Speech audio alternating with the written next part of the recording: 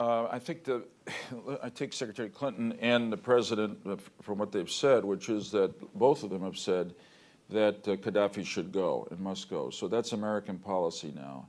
And the question, and I agree with it, of course. And the question is, what are we going to do about it? Qaddafi should go, both for humanitarian reasons, because he's abdicated a responsibility that the UN now recognizes to protect his own people. He's turned on them, and they're suffering. The second reason is that, as people in Egypt and Tunisia told us, particularly Egypt, they're watching what happens in Libya.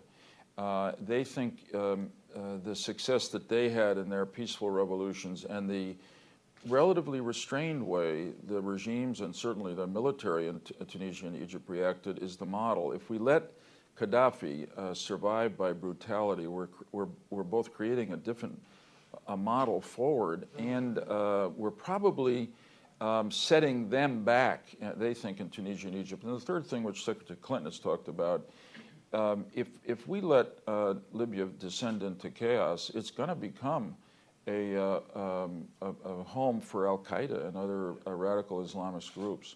So we've got all sorts of interest in doing this. We shouldn't have to do it alone. We should be able to coordinate with our allies in Europe and elsewhere.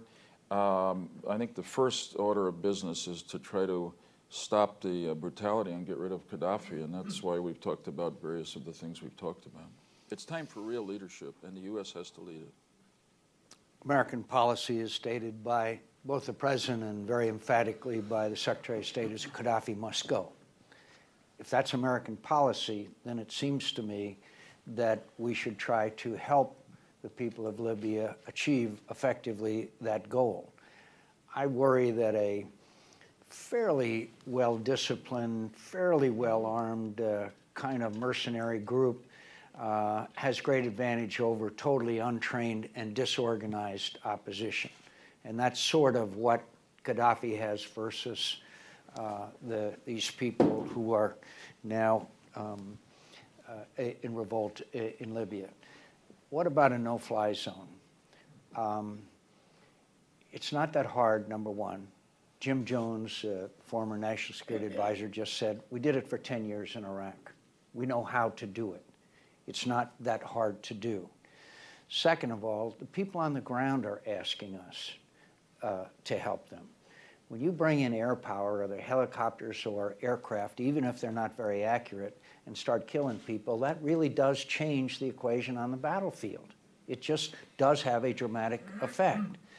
And so I don't want to have U.S. armed intervention. I want to make that very clear into Libya. I don't want us to all of a sudden start arming people or doing things that may cause us to move into another ground conflict in Libya.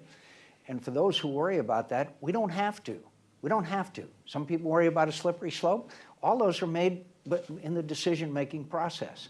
But it seems to me that we could neutralize very easily a very antiquated air defense system with old airplanes and obviously not very good pilots fairly easily, and then that would help the people who are sacrificing their very lives as we seek. The other aspect of this, I would remind you, every time there's a Srebrenica, we say, never again, we're not going to let it happen again. What are the chances that in his desperation, that, say in Tripoli, that Qaddafi just starts to kill people?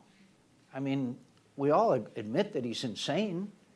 So wouldn't we want to prevent that from happening with as little cost to ourselves? And by the way, we have bases in Sigonella and Aviano as well.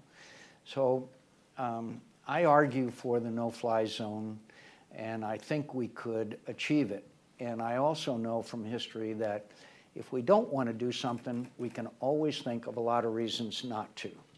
And so I hope that we could move forward with that, and the people in Libya are requesting it.